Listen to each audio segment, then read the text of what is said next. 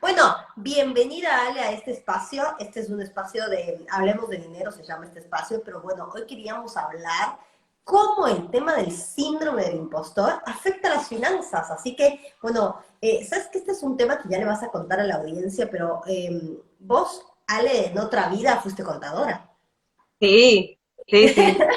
Me encanta cuando dices en otra vida fui contadora, así que bueno, yo voy a dejar el espacio para que te presentes con la audiencia, para que cuentes un poquito de vos y quién mejor que vos para poder contar todo este camino que has ido transitando hasta llegar hoy en donde sos conocida en el mundo por ser la experta en fracaso, ser la experta del error, ser la experta en justamente este tema también que hoy vamos a hablar, que es el síndrome del impostor.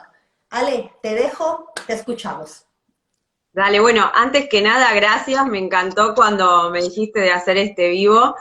Me parece súper importante estos espacios para conversar, bueno, de dinero, de negocios, que nos hagamos este espacio. Y como vos dijiste, eh, esto de que en otra vida fui contadora, lo digo y un poco risueñamente, pero porque siento que pasaron como muchas cosas, si bien hace pocos años que dejé de ejercer, bueno, realmente siento que fue como otra vida. Pero sí, me recibí en la UBA, en la Facultad de Ciencias Económicas, en el 2004, y bueno, trabajé en banco, trabajé en empresas de construcción, de telefonía, en presupuesto, en control de gestión, en planificación económico-financiera, así que todo lo que tiene que ver con números y análisis de negocios me es muy cercano. Y, y bueno, sí, después, a partir del 2010 aproximadamente, pongo el 2010 porque fue el momento en el que falleció mi papá después de una enfermedad bastante larga, y que es como que en ese momento cosas que me venían haciendo ruido, tal vez ahí surgieron como con más fuerza, ¿no? Esto de, bueno, y qué estoy haciendo y para qué hago lo que hago? Eh, Algo que cuento que yo analizaba proyectos y veía planillas Excel en donde había millones, millones y millones, y a ver cómo, ¿no? Cómo, qué se invierte, y los gastos y esto y el otro, ¿no? Y a mí creo que sobre todo los últimos años de esta enfermedad de mi papá, hay un montón de situaciones que han pasado. Es como que yo decía, acá hay otra cosa, y que hoy lo puedo ver mucho más claramente, ¿no? Ese ruido quizás interno que tenía. Pero bueno, a veces las preguntas uno no se anima a hacerlas porque quizás no tiene en el momento, o las herramientas para responderla, o es como que creo que está sosteniendo un montón de cosas y no hay espacio para algo más, ¿no? Entonces, sí, cuando falleció mi papá, ahí yo empecé como, bueno, ¿y qué hago con mi vida? Qué voy a hacer con todo esto? Porque la verdad es que yo vengo de una familia de clase media, nosotros hemos tenido muchos problemas económicos, realmente como que hemos pasado situaciones muy difíciles, eh, y bueno, y en ese momento yo estaba, digamos, como afianzada en lo que era lo mío, que creo que a muchas les puede pasar, ¿no? En algún momento de tu carrera, y bueno, estudiaste un montón y trabajaste, y más o menos se empieza a estabilizar todo, y fue como, bueno, y ahora te vas a replantear qué hacer con todo esto. Y además, estas eran muchas de las voces externas que yo escuchaba, ¿no? Como, dale, dale, ¿te parece ahora? Justo ahora vas Eh, a cambiar, ¿Cómo? que uno empieza a escuchar el cuestionamiento, ¿no? O sea, digo, bastante uno tiene con el cuestionamiento interno y empieza a escuchar el, ¿estás segura? ¿Te parece? Y totalmente. Y además creo que ese cuestionamiento externo uno le da lugar porque en algún lado está el cuestionamiento interno, ¿no? Probablemente si no, no encontraría como ese match.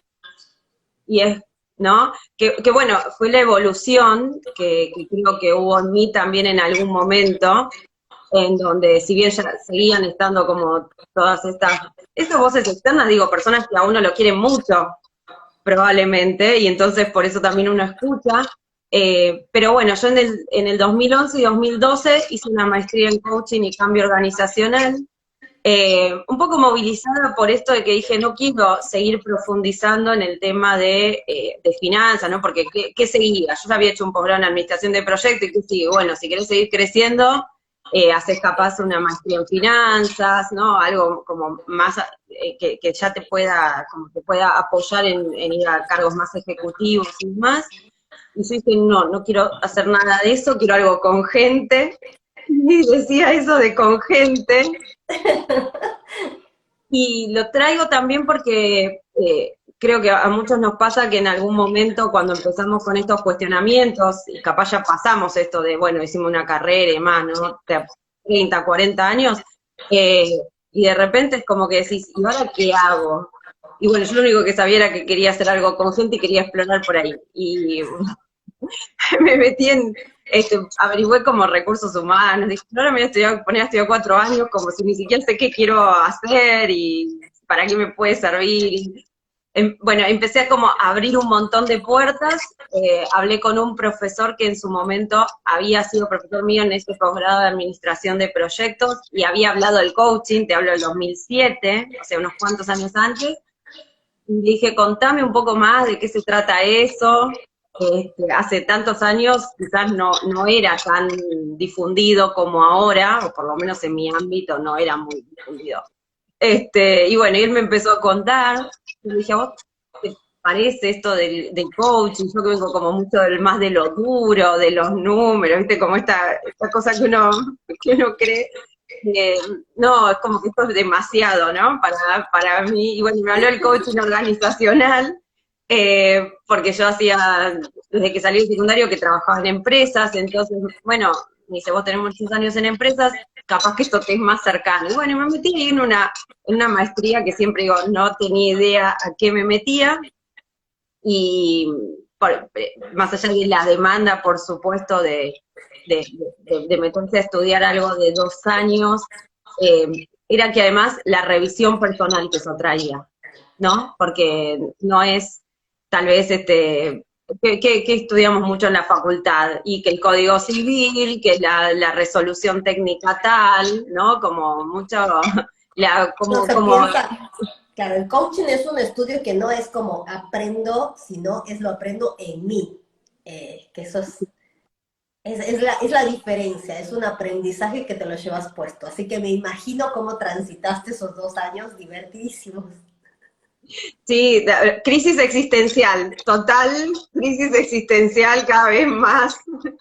Salía de cada clase como con más preguntas, y bueno, sí, al final de esos 2 años lo que veía era que ya no quería seguir dedicándome a trabajar como contadora, y bueno, y ahí vino como todo un replanteo, un seguir buscando, porque no tenía muy claro qué hacer. Eh, Además, bueno, acá surge de nuevo, digo, surgió en la facultad y surgió en todo este tiempo, esto del síndrome del impostor que vamos a hablar, como de, pero, ¿y qué otra cosa? O sea, si, ¿quién va a querer trabajar con vos de otra cosa? Si vos eventualmente conocés de esto, ¿no? Como, ¿quién sos para? Y todas esas cosas. Vamos a hablar de esas preguntas. Yo le voy a contar a la audiencia, el año pasado, en plena pandemia, Ale lanzó un grupo de WhatsApp, que yo así fue como te volví a recontactar, eh, en donde hacías preguntas como, no me acuerdo si eran diarias o por lo menos como 3 semanales, pero era una serie de preguntas y quiero traer esto de las preguntas, ¿no? Hiciste una serie de preguntas de autorreflexión, unas preguntas que te invitaban a indagar, unas preguntas que encima en una época de pandemia era como que literalmente la respuesta era muy lindo compartirla. ¿Por qué le cuento esto a la gente? Porque literalmente Ale se tomó a pecho esto de las preguntas y la importancia de las preguntas. Vayan a su cuenta que tiene ahí todas las preguntas resumidas. Ya vamos a pasar a los parroquiales, pero Ale, en este preguntarte y en que ahora me estás diciendo, ¿no? Estas preguntas que te hacías, ¿y será quién te va a comprar?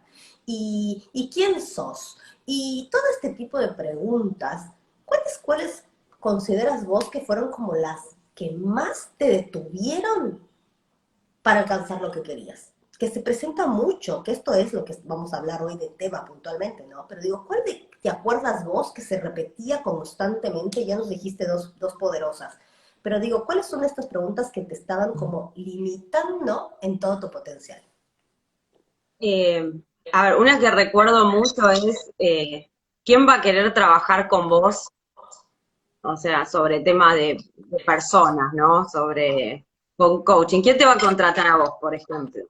Eso lo tenía súper presente, eh, como, como- además como desde la comparación, ¿no? Porque yo decía, bueno, hay otras personas que vienen transitando quizás desde la psicología, desde el coaching, entonces tiene un montón de experiencia. Yo que no tengo nada, y lo voy a traer esto porque en general cuando tenemos una comparación, es como que el otro tiene todo y casi que uno no tiene nada, ¿no? Esa pregunta para mí era algo que me daba vuelta, que me costó mucho trabajarla, y recuerdo un momento clave.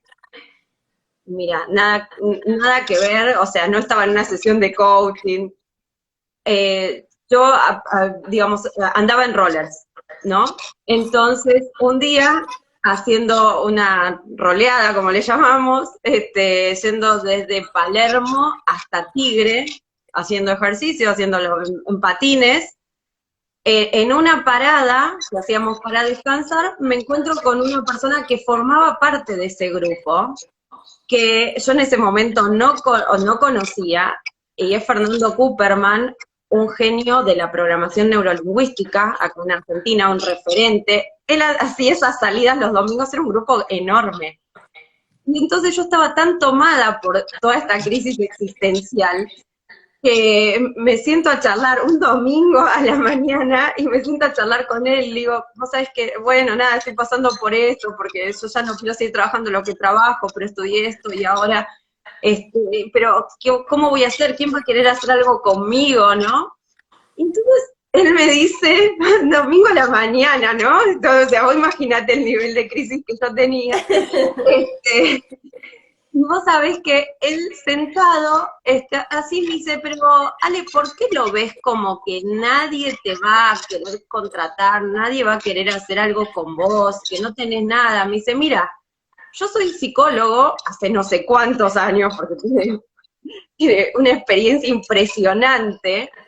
Me dice, yo soy psicólogo, y sin embargo, por ejemplo, hay personas en empresas que pueden pensar que yo no las puedo entender del todo, o que se sientan a hablar conmigo y creen que como yo no estuve ahí, nada, no, yo no puedo tener un diálogo igual, o incluso, bueno, hasta que uno tiene ciertos años de experiencia, tal vez puede no conectar tanto con esa situación dentro de una empresa, dice, entonces, quizás, por qué alguien que, no sé, por ejemplo, trabaja en finanzas, o que trabaja en proveedores, o que trabaja, no sé, un directivo de una empresa, de un equipo, ¿por qué no podría sentirse cómodo con vos conversando?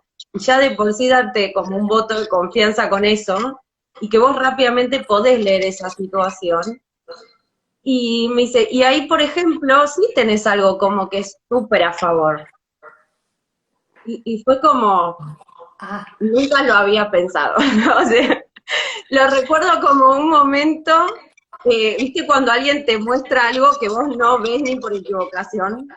Eh, y bueno, y eso lo recuerdo como alguien que me dio con esos 10 minutos de conversación en algo que no tenía nada que ver, y que siempre se lo agradezco. He ido a sus cursos y se lo he agradecido años después. Pero haberme dado cuenta de que yo sí podía tener algo, nada más que no estaba pudiendo verlo, no estaba conectando con lo que yo sí podía tener. Y por supuesto que no iba a tener, y me estaba comparando con gente que tenía, no sé, 30 años de experiencia. Y sí, por supuesto que puede haber personas que hagan esto, pero eh, digo, esa para mí era una pregunta, fue una pregunta clave, una pregunta que a mí yo sentía que me hundía, porque es como que contra eso, o sea, con esa mirada que yo tenía no podía. Eh, Creo que esa pregunta era tremendamente, digamos, me tiraba hacia abajo.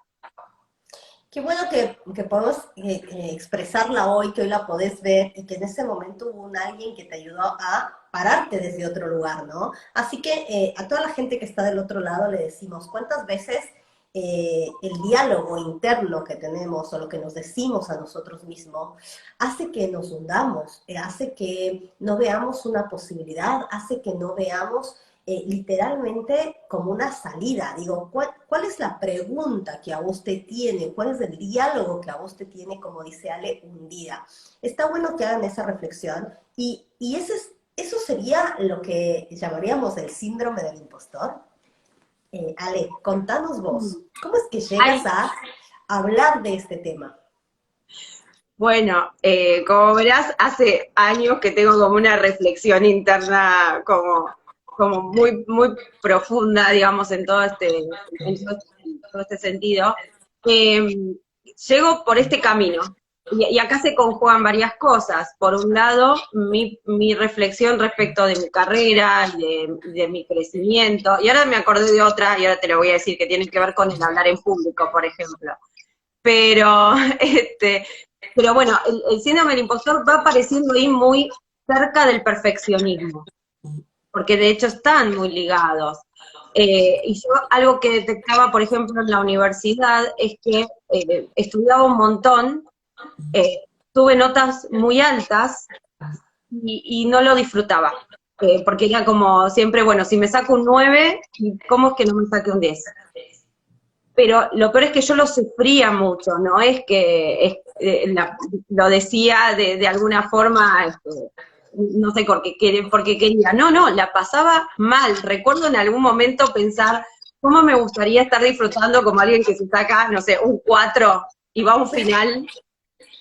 Yo me sacaba un 8, promocionaba y la pasaba muy mal. Yo dije, acá hay algo que no está bien, pero no lo podía en ese momento probablemente, no, había algo, viste, cuando hay de vuelta, vuelvo a lo de anterior, hay cosas que te hacen ruido, pero uno no termina de ver qué, pero recuerdo decirme eso, o sea, ¿cómo puede ser que me va bien y sin embargo la paso tan mal? Entonces después cuando empecé a estudiar coaching, ya muchos años después, empecé a darme cuenta, llegó en algún momento, apareció esto del perfeccionismo, y yo dije, pará, acá hay algo, pero como esto de buscar la perfección y todo eso, que muchas veces nos han vendido como una virtud, ¿no? Yo soy perfeccionista, nos lo han vendido como una virtud, pero claro, resulta que una cosa es buscar la perfección, que es algo bastante utópico, y que, como yo digo siempre, es como un camino seguro a la frustración constante, porque siempre va a haber algo que te vas a dar cuenta. Hiciste la tesis 2 años y cuando la entregaste dijiste, ¿por qué no puse tal otra bibliografía? Viste, seguro que, y ahí ya te empieza a comer la cabeza, ¿no? Como, entonces, la perfección lo que hace, o el perfeccionismo, es poner el foco en lo que falta, entrena un montón el ojo en el error, pero como autocastigándose, como que uno entonces no es suficiente, ¿no? Distinto es cuando, esta es una idea que traigo siempre desde aprender del error, y es, bueno, veámoslo como, ok, hicimos esto es lo mejor que pudimos hacer hasta ahora, y bueno, ¿y cómo lo podemos mejorar? Pero es una mirada curiosa, no es una mirada de autocastigo. Y ahí es donde engancha también, empieza, en algún momento, o sea, leí algo como el síndrome del impostor y fue como cuando te empiezan a caer todas las fichas. Esto es, dices tú. Esto, te cae todo. Y entonces fue el perfeccionismo, el tema de, yo tampoco digo, trabajo a aprender del error, pues yo tampoco me permití equivocarme, ¿eh? No es como algo cultural, pero es algo que tenía como, bueno, esa mirada muy perfeccionista. Y bueno, y aparece entonces el síndrome del impostor, y yo ya vi en ese tiempo ya estaba medio trabajando también con esto de los errores y de los fracasos, y bueno, y entonces es como que ahí desde lo personal y desde la marca que estaba trabajando fue como un match y un empezar che, esto está todo súper relacionado. Y bueno, y por eso, de hecho, el podcast que hice sobre el síndrome del impostor del podcast de Aprender del Error tiene ya 3 años, si no me equivoco. Y a partir de ahí siempre estuvo en las charlas, y bueno, ese año como que dije, vamos a darle identidad propia porque me parece que amerita para la situación que estamos pasando, para que las personas puedan reinventarse, puedan ver que tiene un montón de cosas para dar, primero lo tienen que creer. Y es como necesitamos trabajar estas creencias. Exacto, y esto que decís, ¿no? Yo, de verdad que es un tema que es recurrente, que incluso a mí me lo han pedido mucho, cómo se presenta esto en los negocios, y digo, ¿cuántas veces no confías en tu producto, no confías en tu servicio, no confías en tu trabajo? ¿Cuántas veces estas preguntas de, a mí me da risa, pero digo, cuando vas a poner un precio, y la tabla de Excel te dice claramente cuánto es el precio, pero y los números te muestran, y resulta que la gente que me dice, pero es que ¿cómo voy a cobrar eso? Y entonces ahí vamos más allá de que el cálculo, vamos más allá de la teoría del precio, cuando hay algo en vos que ese precio salta, hace ruido, y es como, ¿cómo voy a ganar eso? Entonces estamos hablando de esto que vos decías, ¿no? Sale tal vez ese perfeccionismo, tal vez esa falta de creencia. Digo, ¿cuántas veces en los negocios se nota este síndrome del impostor que viene a hundirnos? Como dijiste vos, ese pensamiento que me dice que no soy suficiente. Entonces, me parece que era un tema para traerlo, para contarle, y para que la gente que está del otro lado también te pregunte y diga, y si estoy en eso, y si me encuentro en eso, primero a ver cómo lo detecto, cómo digo, estoy yendo por ese camino, y después, ¿qué hago con esto? Lo que traes me parece fantástico. Yo digo, lo primero, y creo que hay un 50% ya de camino recorrido, es cuando uno lo detecta, lo identifica y dice, esta voz es una voz de un crítico interno, podríamos decir, es una voz que está dentro de mí, ¿sí? Ya no es ni de mi mamá, ni de mi papá, no le vamos a echar la culpa a nadie, no, es una voz que está dentro de mí, que forma parte de mi mundo mental, así que yo me tengo que hacer cargo de trabajar en ella, ¿no? Eh, pero sí, el hecho de detectarla. Primero te hago una definición rápida de este conjunto de creencias, como para que alguien la pueda, si alguien no conoce, lo pueda como detectar. Básicamente esto es un fenómeno que descubrieron 2 psicólogas de Estados Unidos allá por fines de los años 70, así que mirá el recorrido que tiene. Lo que pasa es que no está muy difundido en español. Pero, digamos, tiene como ya más de 40 años desde que lo descubrieron. ¿Y cómo descubrieron esto o por qué le pusieron este nombre? Porque estas 2 psicólogas veían que trabajaban en una universidad con mujeres que ellas consideraban brillantes, talentosas, mujeres con títulos, ¿no? Que, bueno, wow. Y estas mujeres veían como estamos acá, bueno, porque los estándares son muy bajos, o porque en realidad alguien se equivocó, ¿no? Como, ¿qué está pasando acá con todo este grupo? Entonces, bueno, estas 2 psicólogas empiezan a hacer un desarrollo, un estudio sobre este tema, y ahí catalogan esto del síndrome, que aclaro, no es una patología, no es le pusieron síndrome, por eso a veces está un poco discutido esto del síndrome y se le dice fenómeno, porque bueno, no es que digamos, no está como algo patológico, sino es, bueno, un conjunto de creencias. ¿Qué es lo que pasa con esta conjunto de creencias? Nosotros consideramos que, por ejemplo, cualquier logro que tenemos, una meta, un objetivo, me recibí, rendí un examen fantástico, tuve un ascenso, eh, no sé, me ofrecieron o me van a pagar más por esto, lo que sea, y no creemos que sea por nuestra capacidad, sino que es digamos, por factores externos. La suerte, la coincidencia, ¿no? Que otros me conocían, que otros me dieron apoyo, que otros colaboraron conmigo. Entonces, básicamente tiene que ver con esto, con que yo no puedo reconocer mi mérito y lo pongo afuera. O sea, todo lo bueno tiene que ver con factores externos, que no tienen que ver conmigo. ¿Y qué sucede con esto? Entonces, primero que yo no puedo hacerme cargo, ¿no? Ayer justo hice un reel, un videíto, diciendo de cómo, por ejemplo, cuando tenemos esta creencia, entonces no nos elogian, nos felicitan, lo primero que decimos es como, no, no fue nada, no, es porque lo hizo mi equipo, o sea, porque todo mérito de mi equipo, no porque justo por la suerte, como No me hago encontramos, cargo. exacto, encontramos como un montón de excusas y como y de factores a los que atribuirle el mérito, nunca a nosotros, ¿no? Porque eso es lo interesante, nunca a nosotros. Vayan Y haciendo un ahí, checklist ahí, ¿eh? ¿cómo? Le digo a la gente que vaya haciendo un checklist de cuándo se reconoce con estas actitudes.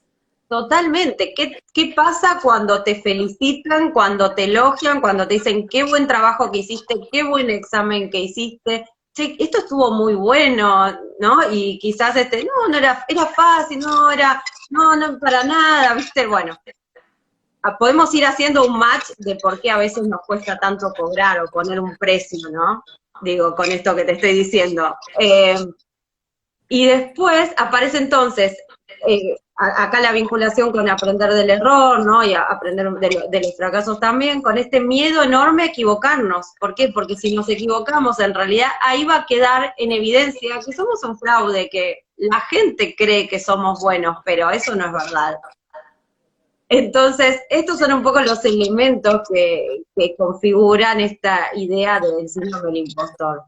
Eh, bueno, ya te digo, son un conjunto de creencias. Entonces, como te decía, digo, imagínate todo esto, cómo nos vincula con, bueno, con los negocios, ¿no? Con poner un precio, con cobrar, que acá quizás el Excel me dice una cosa, yo saqué todo lo que a vos te digo, vos haces consultoría en eso, entonces te debe pasar un montón, ¿no? Que ponen Mal. un precio y dices, ¿cómo voy a cobrar yo esto?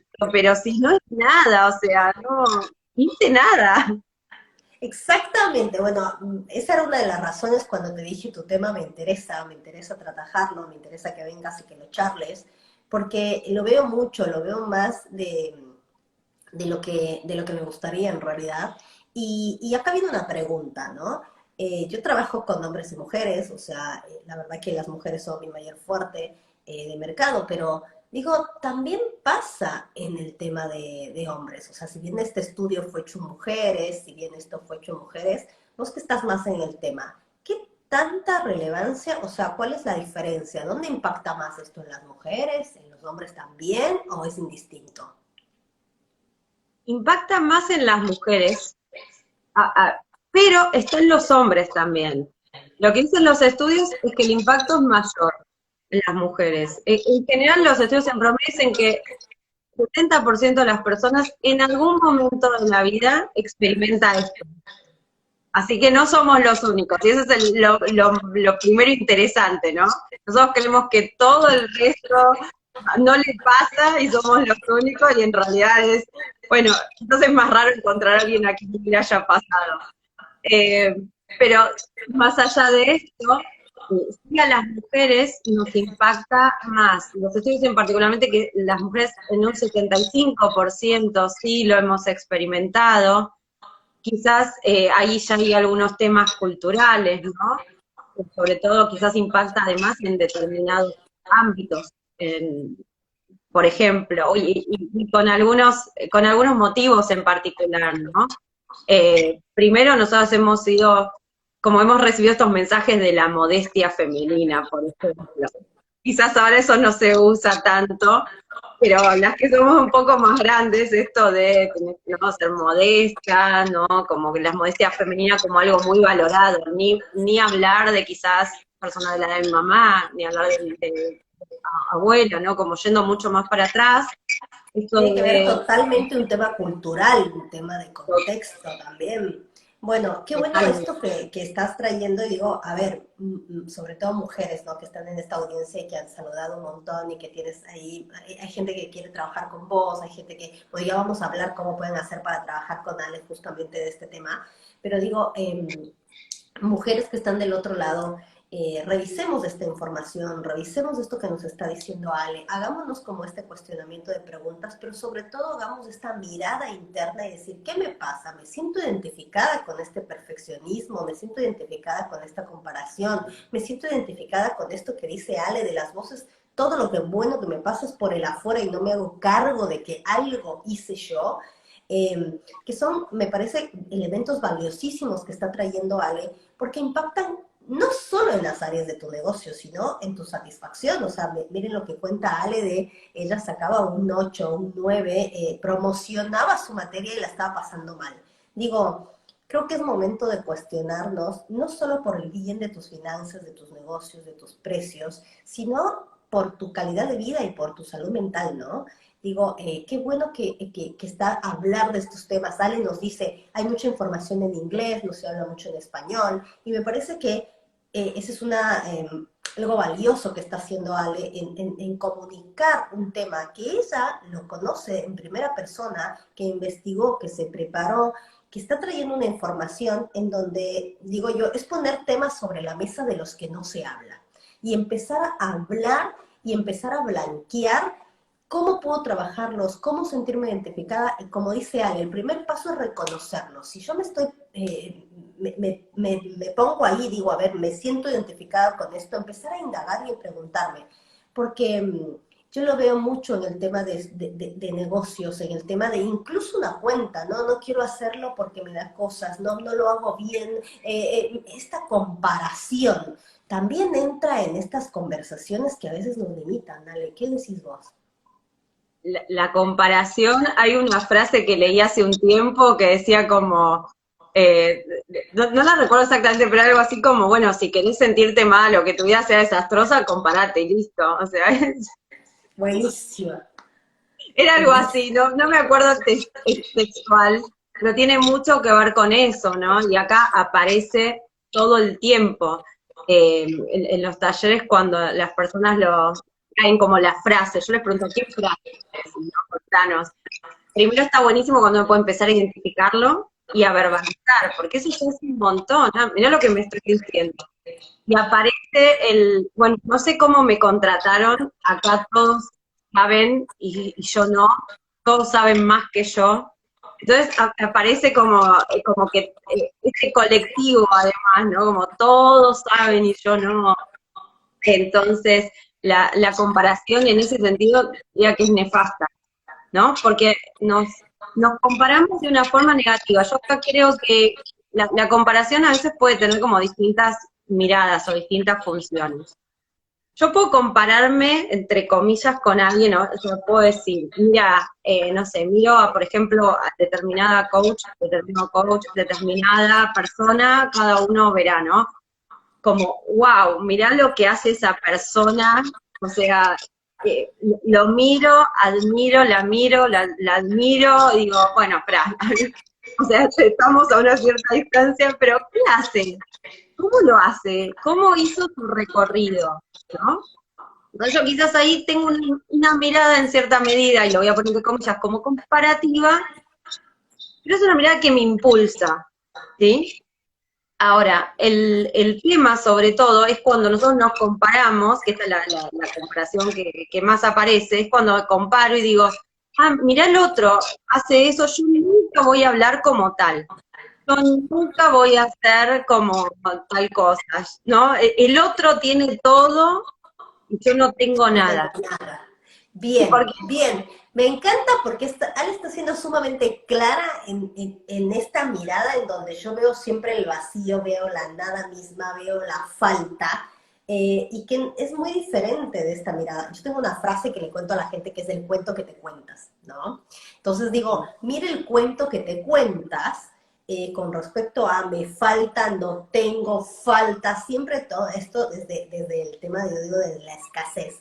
Qué bueno que traes esto para hacer el checklist. Me llevo como algunas cosas que después voy a hacer un resumen de esto, pero pasa mucho, así que en la comunidad, y me encanta que lo hayas podido poner muy en palabras, porque esto se ve reflejado no solo en los precios, sino, uy, mira, no, cómo tienes el negocio este, no, mira, pero ya cuántos clientes tiene, no, mira, o sea, toda esa comparación de tu negocio cuando estás empezando y te comparas con un negocio que ya está más avanzado, yo les digo, a ver, vamos, comparemos peras con peras. O sea, si te vas a comparar, ¿cuántos años tiene ese negocio? ¿Cuánta experiencia tiene? ¿Cuándo empezó?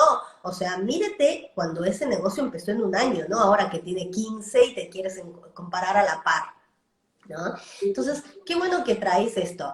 Ale, y si la gente se identifica, la gente dice, mira, esto que justo escuché con Ale, yo me siento identificado. ¿Cómo lo puede trabajar? Vos estás haciendo talleres, yo sé que ahora el 6 de mayo es el próximo, pero contanos un poco más, ¿cómo puede trabajar con vos este tema? Bueno, a ver, acá me gustaría dejar algunos comentarios. Por ejemplo, respecto a esto de los elogios, esto que te decía, ayer publiqué como un ejercicio muy simple, pero que ayuda a detectar qué tan arraigado tenemos eso de no hacernos cargo de las cosas que hacemos. Y es que cuando, por ejemplo, te elogien y te feliciten, uno lo primero que tiene que hacer es como detectar. ¿Qué es lo primero que contesto? Y, por ejemplo, vos me decís, Ale, qué buena esta charla que hiciste. Digo, gracias. Gracias. Y todo lo que voy a decir como excusa de no, en realidad, tal cosa, hago el ejercicio y y me lo paso. Y además, algo interesante es, bueno, ¿qué tanto además me puede desafiar a, por ejemplo, reforzar eso que vos dijiste? Sí, viste, están muy buenos. ¿No? Como, gracias, sí, viste, están muy buenos. Ayer una amiga me dice, ay, no, no, no, a eso no llego. Ese ya es nivel avanzado de Es superación un del nivel síndrome muy del impostor. bueno. Pero, por ejemplo, eso nos sirve para empezar bueno, y por supuesto, empezar a darnos cuenta, espera, ¿qué hay de esta mirada? Porque cuando alguien nos da un feedback negativo, un comentario negativo, enseguida lo tomamos. Alguien me dijo que la presentación es mala, yo soy un desastre, así como esta relación directa, algo hice mal, algo al otro no le gustó, lo que sea, y yo me lo traslado a mi persona y digo, soy un desastre. Un proyecto no funcionó, soy un fracaso. Bueno, entonces, digamos, así como hacemos ese traslado tan directo, fíjate que cuando hay algo positivo, no lo hacemos.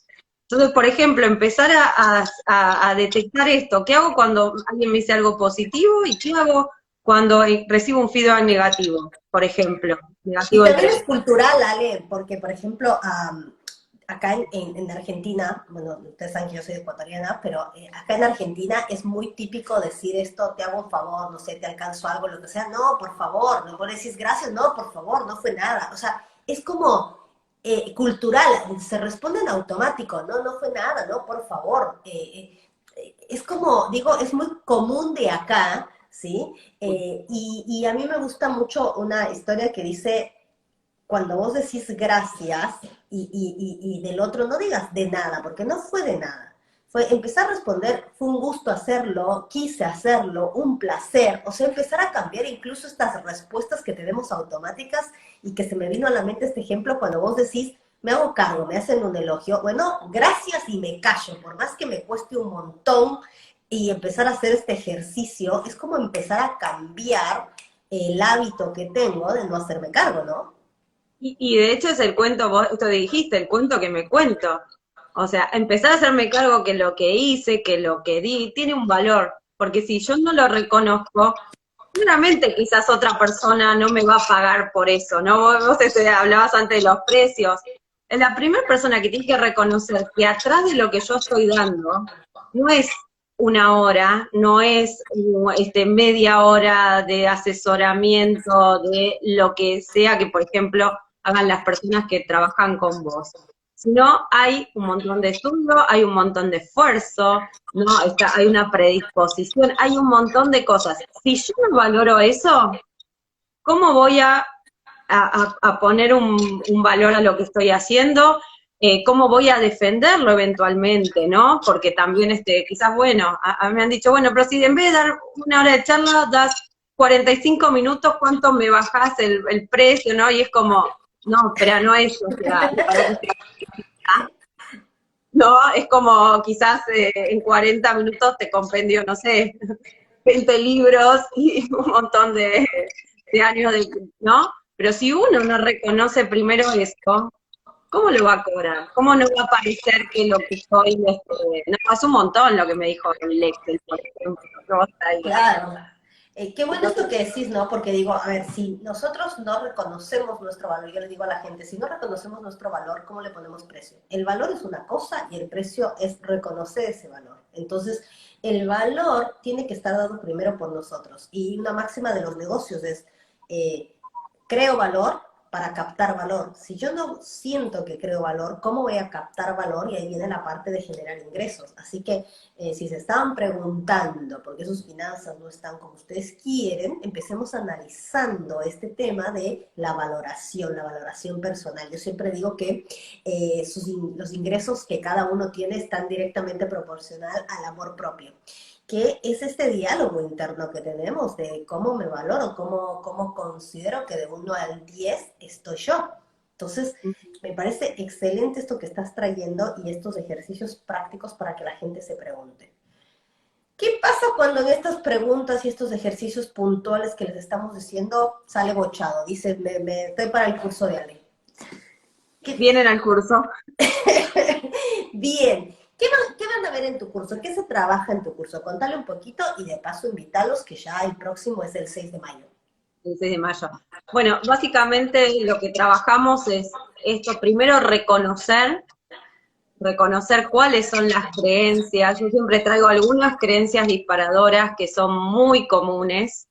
Estas creencias tienen muchas veces que ver con ciertos estándares que tenemos, por ejemplo el de la perfección, que es uno de los que hablamos, pero hay 5 o 6 que son básicos dentro del síndrome del impostor, pero uno, por ejemplo, es la perfección. Si yo no hago todo perfecto, o si yo no hago las cosas perfectas, soy un fraude, entonces no vale. ¿No? Así que si no vale, ¿qué valor le voy a poner a mi trabajo? ¿No? Porque ni siquiera yo estoy creyendo que eso lo tiene.